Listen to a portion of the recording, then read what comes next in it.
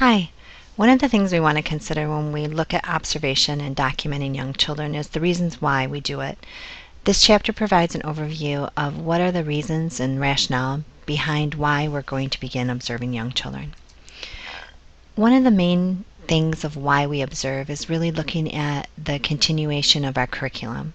If we consider curriculum as just lesson plans, our curriculum will never be complete. So one reason why we really want to explore and consider observation is it helps us design purposeful and meaningful lessons where our children currently are. This probably is the most important piece of this because our lesson plans need to reflect where our children are developmentally and what they're capable of doing. If we don't have that information, we're unable to reach out and complete our observations. One of the other main reasons why we often observe children is really to ensure that our outcomes and our standards are being met. If we consider Head Start, Michigan School Readiness, or our GSRP classrooms, we know that we have certain outcomes that every child in our program must meet. If we begin to evaluate our children and determine if those outcomes can be met or not, then we're able to purposefully plan curriculum based on those outcomes. Why write it down? It's imperative that as an early childhood educator that we provide clear documentation that can be reviewed by an outside party or be reviewed internally to make clear decisions about the best practices for our program and the best practices for our children. If in fact we try to recover everything in our own head and plan for each and every child, we may potentially have errors. Writing it down, labeling it, and storing it is one of the most accurate ways in which we can begin to store our information for our children. There's two main roles that we can see. One is a participating observer and one's a non-participating observer. A lot of times in a classroom as a lead teacher, you may see behavior going on directly in front of you and be able to actually note the behavior, record it, and put it in perspective. As a non-participating observer, sometimes it's better as an outside agent to go directly into a classroom, sit back, and not engage directly in the learning. In my role, often I'm asked to go in and observe children, and those children I've never met before. This becomes a much more objective way in which to evaluate a situation and see clearly what might be going on. Different methods of assessment are key. The book is going to begin to talk about different types of assessment, and we're going to collectively put together 12 assessment tools in this course. If we concentrate just on one assessment method at a time, there's not a lot of validity in that single assessment. We want to make sure that we have a variety of pieces, and we want to look at and assess each of those pieces individually and also collectively to see where the child might be. As you read through this chapter, you're going to begin to see different short scenarios of what each of these may entail. As you read each chapter in detail throughout the course, you're going to be given clear examples of how they're used. One of the things we're also going to be doing in this course is assembling a portfolio.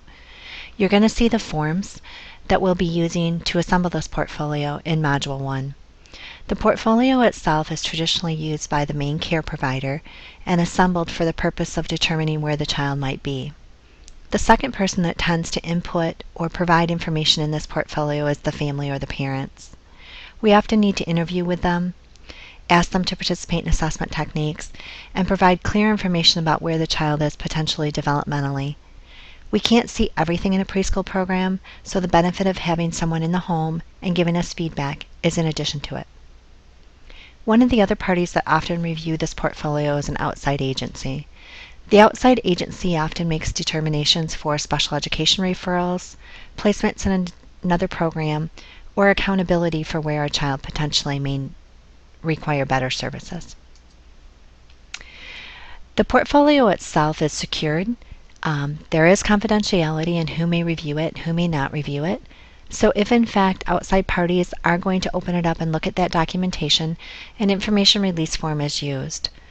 Please know that in a public school setting, this portfolio you're assembling is often called a CA60, and that means it's a permanent legal binding record that's housed at the school district. Although your notes and the portfolio you're assembling are not legally binding, they can be subpoenaed in a court of law and be reviewed by an outside party, so please know that the information is privileged. When we begin to look at the book and the week-by-week plan, you're going to see different techniques that people use and the reasons why this is used both individually, in a group, and various times throughout the year. This skill will be covered in detail as we progress through the course.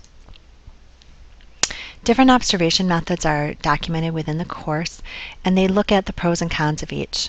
You're going to find traditionally a likeness for what exactly you would like, the advantages of certain assessment pieces, and the disadvantages.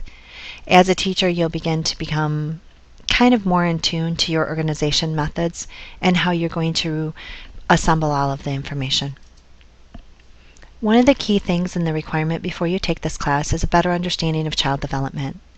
We want to make sure that you know clearly the 4 domains, and we discuss them in other classes being physical, intellectual, emotional, and social. Again, we're looking at all 4 pieces of the pie. We can't just determine where a child is physically without taking into account their intellectual development as well as their emotional and social. If you are lacking in any way about child development or are unsure about what to expect at each level, please make sure you communicate with me so I can better assist you. Additional chapters throughout the course will help you provide more information about becoming a professional, tracking appropriate behavior, and really looking at what is it that's going to make observation a key topic. Some of the things being a new student and looking at assessment are going to be an unfamiliarity with some of the terms. Don't get caught up in a lot of the jargon, just make sure you're really aware of how to assess children.